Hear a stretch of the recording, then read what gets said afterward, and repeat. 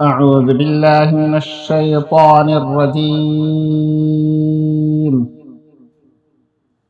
بسم الله الرحمن الرحيم. ما كان الله ليذر المؤمنين على ما أنتم عليه حتى يميز الخبيث من الطيب وما كان الله ليطلعكم على الغيب ولكن الله يجتبي من رسله من يشاء فآمنوا بالله ورسله وإن تؤمنوا وتتقوا فلكم أجر عظيم.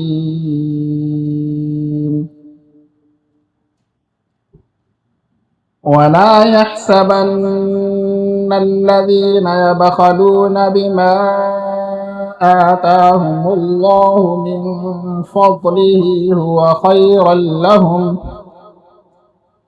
بل هو شر لهم سيطبقون ما بخلوا به يوم القيامة ولله ميراث السماوات والأرض والله بما تعملون خبير. صدق اللہ العظیم.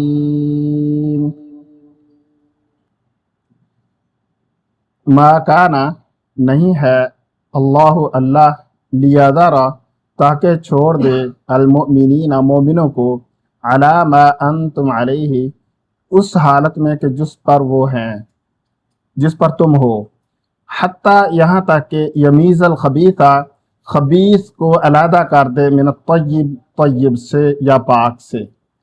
وما کان اور نہیں ہے اللہ لیطلعکم تاکہ وہ تمہیں اطلاع دے علی الغیب غیب کی، ولیکن اللہ اور لیکن اللہ یجتبی چن لیتا ہے من رسولہ اپنے رسولوں میں سے من یشاء جس کو چاہتا ہے. فآمنوا پس ایمان لاؤ باللہ اللہ پر ورسولہ اور اس کے رسولوں پر. وَإِن تُؤْمِنُوا اور اگر تم ایمان لے آؤ وَتَتَّقُوا اور پرہیزگار ہو جاؤ فَلَكُمْ أَجْرٌ عَظِيمٌ پس تمہارے لیے بہت بڑا اجر ہے. وَلَا يَحْسَبَنَّ الَّذِينَ اور وہ گمان نہ کرنے الذین جو یا جنہوں نے یبخلون بخل کیا بما آتاہم اللہ اس چیز کے بارے میں جو اللہ نے انہیں عطا فرمائی من فضلہ اپنے فضل سے ہوا خیر لہم کہ وہ ان کے لیے اچھی ہے بل ہوا شر لہم بلکہ وہ ان کے لیے بہت بری ہے. سیطوقون ان قریب ہم توق بنا دیں گے ما بخلوا اس چیز کو جو انہوں نے بخل کیا بھی اس کا یوم القیامت قیامت کے دن. وللہ اور اللہ کے لیے ہے میراث السماوات والارض آسمانوں اور زمین کی میراث. واللہ اور اللہ بما تعملون اس چیز کے ساتھ جو تم کرتے ہو خبیر خبر رکھنے والا ہے. سورہ آل عمران کی آیت نمبر 179 اور 80 کی تلاوت کی ہے. پچھلی آیات میں ہم نے پڑھا ہے کہ وہ لوگ جنہوں نے کفر کے ساتھ ایمان کے بدلے میں کفر کو خریدا اور وہ لوگ کہ وہ سوچتے ہیں کہ اللہ تبارک و تعالی ہمیں ڈھیل دے رہا ہے تو یہ ان کے لیے بڑی آسانی والی چیز ہے. تو ان چیزوں کو اللہ تبارک و تعالی نے ذکر کر کے فرمایا کہ ان کے لیے دردناک عذاب ہے، ان کے لیے ذلت والا عذاب ہے. اور آگے پھر اللہ تبارک و تعالیٰ ایک اور بات ذکر فرما رہے ہیں ما کان اللہ ایسا نہیں ہے، اللہ کی یہ عادت نہیں ہے، اللہ کا یہ طریقہ نہیں ہے لیذر المؤمنین تاکہ وہ مومنوں کو چھوڑ دے علی ما انتم علیہ اس حالت پر کہ جس پر وہ ہیں. کہ مومن کس حالت پر تھے کہ اندر ہی منافقین ہیں، اندر ہی کمزور ایمان والے ہیں اور اندر ہی پختہ اور بہترین ایمان والے بھی ہیں. تو اللہ تبارک و تعالیٰ یہ نہیں چاہتا ہے کہ یہ گڈ مڈ رہیں اور آپس میں مل جل کے رہیں اور ایک ہی انداز میں رہیں۔ منافق بھی اپنے آپ کو کہیں کہ ہم مسلمان ہیں، اور جو کمزور ایمان والے وہ بھی کہیں بھی ہم بھی اتنے ہی ایمان والے ہیں، اور جو پختہ ایمان والے وہ بھی کہیں ہم ایمان والے ہیں۔ تو اللہ تبارک و تعالیٰ ایسے نہیں چھوڑے گا۔ اللہ نے یہ نہیں ہے کہ ایمان کا دعویٰ کر لیا تو کافی ہو گیا، ایسا نہیں ہے۔ اللہ تبارک و تعالیٰ نے فرمایا ہے کہ اللہ ایسا نہیں چھوڑے گا جیسا کہ جس حالت پر وہ ہیں، یہاں تک کہ یمیز الخبیث من الطیب، کہ وہ خبیث کو طیب سے الگ کر دے۔ اور اس کا یہ طریقہ نہیں ہے کہ اللہ تبارک و تعالیٰ کوئی بتائیں گے، اللہ تبارک و تعالیٰ بتائیں گے نہیں۔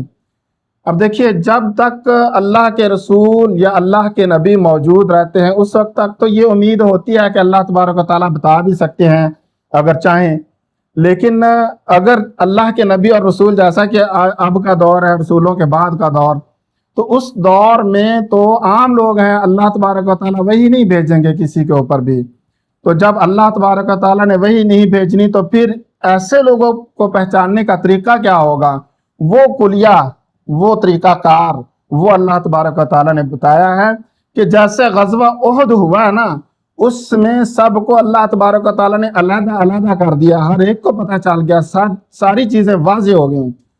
اسی طرح اللہ تبارک و تعالیٰ قیامت تک رکھیں گے کہ جب بھی موقع آئے گا تو وہاں پر پتہ چل جائے گا کہ پختہ ایمان والا کون ہے جو اللہ کے لیے سب کچھ اپنا قربان کرنے کے لیے تیار ہے، اور کون ہے جو ایسے موقع پر پیچھے ہٹ جاتا ہے اور مسلمانوں کو اکیلا چھوڑ دیتا ہے۔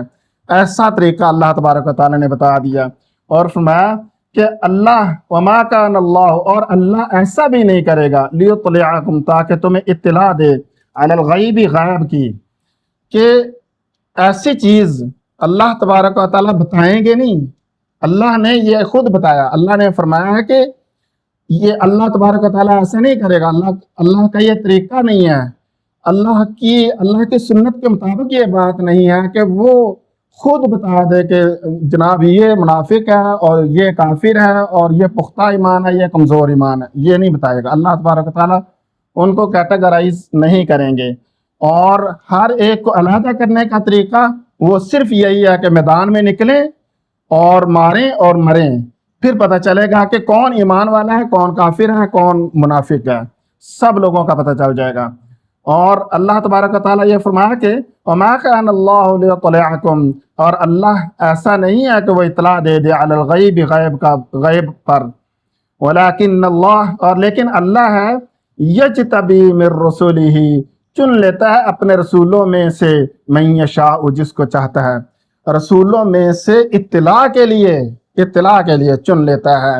یعنی کہ وہ موقع آیا جہاں پر پتہ ہی نہیں چل رہا کہ منافق کون ہے اور مسلمان کون ہے، وہ موقع آیا، اللہ چاہے تو کسی رسول کو بتا دیتا، اللہ چاہے تو نہیں بتاتا۔ یہی وجہ ہے یہاں پر اگر ہوتی ہے بات اور غیب اور نا غیب کی، علم غیب اور اس کے بارے میں یہ بات ہے کہ ہر وقت رسولوں کو غیب کا علم ہوتا ہے، یہ غلط بات ہے، اور ہر وقت ہوتا ہی نہیں، یہ بھی غلط بات ہے۔ یعنی کہ نہ یہ کہنا درست ہے کہ اللہ کے رسولوں کو کبھی علم غیب ہو، یعنی علم غیب کا مطلب یہ نہیں ہے کہ ان کو علم کا مطلب علم کا پہلے تو مطلب یہ سمجھیں علم کہتے کس کو ہیں۔ اگر یہ بات سوچی جائے نا تو علم صرف اللہ کے پاس ہے، کسی اور کے پاس علم نہیں ہے، علم صرف اللہ کے پاس ہے، باقی ساری باتیں کیا ہیں؟ اطلاع ہے۔ جو بات بتائی گئی ہوتی ہے وہ اطلاع ہوتی ہے، خبر ہوتی ہے، اور اللہ تبارک و تعالیٰ اطلاع دینے کے لیے بھی چنتا ہے، اطلاع دینے کے لیے، خبر دینے کے لیے بھی چنتا ہے رسولوں میں سے، اور ہر ایک کو غیب کی اطلاع نہیں ہوتی اور ہر وقت اطلاع ہوتی بھی نہیں ہے۔ یعنی کبھی اللہ چاہے تو وہ بتا دے گا، اگر اللہ نہ چاہے تو وہ نہیں بتائے گا۔ یہی بات یہاں پر اللہ تبارک و تعالیٰ نے ذکر فرمائی ہے، ما کان اللہ، اور اللہ ایسا نہیں کرے گا لیطلعکم، تاکہ اطلاع دے دے علی الغیب، غیب پر، ولیکن اللہ یجتبی، اور لیکن اللہ چن لیتا ہے جس کو چاہتا ہے، من رسولہ، اپنے رسولوں میں سے، من یشاء، جس کو چاہتا ہے۔ یعنی کہ سارے رسول، سارے نبی، ان کو غیب کی اطلاع ہو یہ نہیں ہے، بالکل بھی نہیں ہے۔ اور نبیوں اور رسولوں میں سے سب سے زیادہ غیب پر اللہ تبارک و تعالیٰ نے جس کو اطلاع دی ہے یا خبر دی ہے یا علم عطا فرمایا ہے وہ کون ہے؟ حضرت محمد صلی اللہ علیہ وآلہ وسلم۔ پوری دنیا میں سے جتنا اللہ نے چاہا ہے اور دنیا کے اوپر کی چیزیں بھی اللہ تبارک و تعالیٰ نے ان کو بتائی ہیں، تو جب تک بتائی ہیں آپ کو پتہ ہے، جہاں تک نہیں بتائی ہیں آپ کو پتہ نہیں ہے۔ یہی بات ہے کہ بہت ساری معمولی چیزیں جو آپ صلی اللہ علیہ وسلم کے سامنے ہو رہی ہوتی تھی لیکن آپ کو پتہ نہیں چلتا تھا، بہت ساری ایسی چیزیں بڑی بڑی ہوتی تھی اور جن کا کبھی کسی کو پتہ چل سکتا ہی نہیں تھا لیکن آپ صلی اللہ علیہ وسلم کو پتہ ہوتا تھا، تو وہ اللہ تبارک و تعالیٰ آپ صلی اللہ علیہ وآلہ وسلم کو بتاتے تھے تو آپ کو پتہ چل جاتا تھا۔ تو یہ نہیں کہنا چاہیے کہ آپ صلی اللہ علیہ وسلم کو ہمیشہ ہر بات کا علم ہوتا تھا، ایسا نہیں ہے۔ تو یہاں پر فرمایا کہ اللہ اپنے رسولوں میں سے جس کو چاہتا ہے چن لیتا ہے اور اس کو کیا کرتا ہے؟ اس کو اطلاع دیتا ہے اور خبر دیتا ہے۔ فَآمِنُوا بِاللَّهِ وَرُسُولِهِ، بس تم کیا کرو، تمہاری کیا ذمہ داری ہے؟ تم ایمان لاؤ اللہ پر اور اس کے رسولوں پر، ایمان لاؤ، اور ایمان لانے کے بعد کیا ہے؟ وَإِن تُؤْمِنُوا وَتَتَّقُوا فَلَكُمْ أَجْرٌ عَظِيمٌ، بس ایمان لاؤ اللہ پر اور اس کے رسولوں پر۔ ایمان لانے کا مطلب یہاں پر کیا ہے؟ یہاں پر ایمان لانے کا مطلب یہ ہے کہ اللہ کا رسول جو فرمائے، اللہ کے رسول جو فرمائے نا، جو کہتے جائیں بس چپ کر کے کرتے جاؤ اور ان کے احکامات کی پیروی کرو، اور اگر تم ایسا کرو گے وَإِن تُؤْمِنُوا، اور اگر تم ایمان لاؤ، وَتَتَّقُوا، اور تم پرہیزگار ہو جاؤ، فَلَكُمْ أَجْرٌ عَظِيمٌ، تو اس صورت میں کہ تم ایمان لاؤ اور تقوی اختیار کرو، تو اس صورت میں کیا ہے؟ اجر عظیم، تمہارے لیے کیا ہے؟ بڑا اجر ہے۔ وَلَا يَحْسَبَنَّ الَّذِينَ، اور وہ لوگ جنہوں نے یبخلون، بخل کرتے ہیں، بما آتاہم اللہ، اس چیز کے بارے میں کہ جو اللہ نے انہیں عطا فرمایا، من فضلہ، اپنے فضل میں سے، ہوا خیر لہم، کہ وہ ان کے لیے اچھی چیز ہے، بڑی چیز ہے۔ یہ یہاں پر ارشاد فرمایا کہ بخل کے بارے میں فرمایا کہ وہ لوگ جنہوں نے بخل کرتے ہیں اور وہ سوچتے ہیں کہ جو ہم نے یہ اکٹھا کر لیا ہے اور بخل کر لیا ہے اور اس کو ہم کہیں خرچ نہیں کر رہے ہیں، یہ ان کے لیے بہت بڑی، بہت اچھی چیز ہے، ایسا گمان نہ کریں۔ سب سے پہلے یہ لفظ لے کر آئے، وَلَا يَحْسَبَنَّ الَّذِينَ، اور ایسا گمان بالکل نہ کرو، ہرگز ایسا گمان نہ کرو۔ یہ وہی لفظ جو میں نے ایک دن پہلے بھی بتایا تھا کہ اللہ تبارک و تعالیٰ نے یہاں پر تاکید نون ثقیلہ لے کر آئے ہیں۔ نون ثقیلہ کہتے ہیں یعنی شد والی نون کو، یہ تشدید والا ہے نا نشان، اس والا جو نشان ہے یہ نون ثقیلہ اس کو کہتے ہیں، یعنی پڑھنے میں مشکل، یا یوں سمجھے کہ سخت، پڑھنے میں سخت ہے۔ تو نون ثقیلہ کا مطلب ہوتا ہے کسی چیز کے بارے میں بہت زیادہ تاکید کرنا، تاکید ثقیلہ، ٹھیک ہے۔ تو یہاں پر اللہ تبارک و تعالیٰ نے یہ فرمایا کہ تم ہرگز، یہ منفی میں آ گیا تاکید، تو فرمایا کہ تم ہرگز یہ گمان نہ کرو، بالکل بھی یہ گمان نہ کرو کہ جو تم بخل کرتے ہو اس چیز میں جو اللہ نے تمہیں عطا فرمائی، اللہ نے ہی عطا فرمائی ہے، اور اللہ کی راہ میں خرچ کرنے سے کیا کرتے ہیں؟ بخل کرتے ہیں۔ اور بخل کہتے کس کو ہیں؟ ہمارے علم کے مطابق، ہم جو ہمارے معاشرے میں سمجھا جاتا ہے، بخل سمجھا جاتا ہے کہ اگر کہیں مثال کے طور پہ کچھ لوگ خرچ کر رہے تو ہم بھی نہیں کر رہے، ہم نہیں کر رہے تو اس کو بخل سمجھا جاتا ہے۔ اگر کہیں پر کوئی بات مان گئی ہے ایسی کہ پیسے جمع کرنے ہیں یا کچھ ایسا ہے، وہاں پر کوئی بندہ نہیں دے رہا تو اس کو بخل سمجھا جاتا ہے۔ یہاں پر یہ والی بات نہیں ہے، یہاں یہ چیز نہیں ہے۔ یہاں پر یہ یوں سمجھیے کہ اللہ تبارک و تعالیٰ نے ایک جگہ پر حکم فرمایا ہے زکوٰۃ دو اور حج کرو، حج کے لیے خرچ کرنا، زکوٰۃ دینا، اور اسی طرح جیسے یہ کاشتکار لوگ ہیں وہاں پر عشر دینا، اور اسی طرح جو فرائض ہیں نا، فرائض وہ بندہ جو ادا کرتا ہے اور وہ بخیل نہیں ہے، جو بندہ فرائض کو ادا کرتا ہے اسلام کی روح سے، وہ بخیل نہیں ہے جو ان فرائض کو ادا کرتا ہے۔ اور جو ان فرائض میں سے یا جہاں پر کوئی خاص ضرورت ہے، اللہ کی راہ میں خرچ کرنے کی مجبوری ہے، مثال کے طور پہ لوگ مر رہے ہیں بھوکے اور اس کے پاس گندم پڑی ہے، وہ بجائے اس کے کہ لوگوں کو ویسے دے یا کچھ مناسب ریٹ پہ دے دے، وہ وہاں پر بہت زیادہ ریٹ کو بڑھا کر وہ دے رہا ہے۔ یہ ساری چیزیں کس میں آئیں گی؟ بخل میں آئیں گی۔ تو بخل جو اسلام کے تعریف کے مطابق ہے، وہ بخل یہ ہے کہ وہ فرائض کو ادائیگی کے وقت ادا نہیں کرتا، تو وہ بخیل ہے۔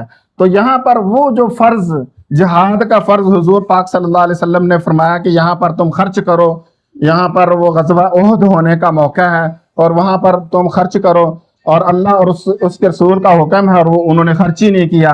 تو فرمایا کہ وہ لوگ جنہوں نے اپنے مال کو اس بات سے بچا کر یہ سوچ لیا کہ ان کے لیے بڑا فائدہ مند ہے، تو فرمایا کہ بل ہوا شر لہم، یہ ان کے لیے فائدہ مند نہیں ہے، یہ ان کے لیے نقصان کا باعث ہے۔ اور پھر کیا ہوگا؟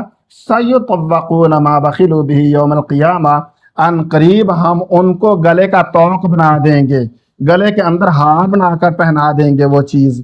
وہ ہار عام ہار اس طرح نہیں ہوگا کہ سونا چاندی جمع کیا تھا تو وہ سونے کا ہار مان کے اس کے گلے میں آ جائے گا، ایسا نہیں ہوگا۔ ایک حدیث میں آتا ہے کہ جس نے پیسے کو جمع کیا اور اس نے اکٹھا کر کے رکھ لیا، اور اسلام کی جو صحیح والی اس کا مصرف تھا وہاں پر آپ نے خرچ نہیں کیا، تو قیامت کے دن کیا ہوگا؟ وہ ایک سانپ کی شکل میں اس کے گلے میں لپیٹ دیا جائے گا۔ 10ویں بارے میں اس بارے میں آتا ہے، یوم یحمى علیہا فی نار جہنم فتکوی بہا جباہہم وجنوبہم وظہورہم، جس نے سونا اور چاندی کو اکٹھا کیا اس کو ہم کیا کریں گے؟ پگھلائیں گے وہاں جہنم کی آگ میں۔ پگھلانے کے بعد کیا کریں گے؟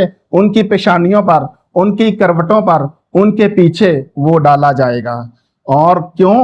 ھذا ما کنزتم لانفسکم، یہ ہے وہ سونا اور چاندی جو تم نے اپنے لیے ذخیرہ اور اکٹھا کیا تھا، یہ فرمائیں گے اللہ تبارک و تعالیٰ۔ تو جو یہ اللہ تبارک و تعالیٰ نے فرمایا سیطوقون، اور وہ توق بنا دیا جائے گا ان قریب، قریب ہی، بالکل قریب ہی، ما بخلوا بہ یوم القیامہ، جو انہوں نے بخل کیا اس کو کیا کریں گے؟ قیامت والے دن اس کا توق بنا دیا جائے گا۔ وَلِلَّهِ مِيرَاثُ السَّمَاوَاتِ وَالْأَرْضِ، اور یاد رکھو میراث آسمانوں اور زمین کی کس کے لیے ہے؟ اللہ کے لیے ہے۔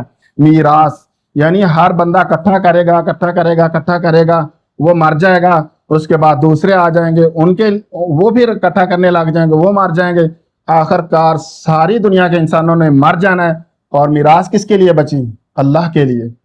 وہ کہاں جائے گا سارا کچھ؟ سارا سونا چاندی جو اکٹھا کرتے رہے ساری زندگی، وہ کہاں جائے گا؟ وہ اللہ کی میراث ہے، اللہ کے پاس ہی رہنا ہے، کہاں یہیں کا یہیں رہ جانا ہے، سب انسانوں نے مر جانا ہے، کسی نے ساتھ لے کر کچھ بھی نہیں جانا۔ وَلِلَّهِ مِيرَاثُ السَّمَاوَاتِ وَالْأَرْضِ، اللہ کے لیے ہے میراث آسمانوں کی اور زمین کی۔ وَاللَّهُ بِمَا تَعْمَلُونَ خبیر، اللہ جانتا ہے، اللہ خبر رکھتا ہے اس چیز کی جو تم کرتے ہو۔ جزاکم اللہ احسن الجزاء۔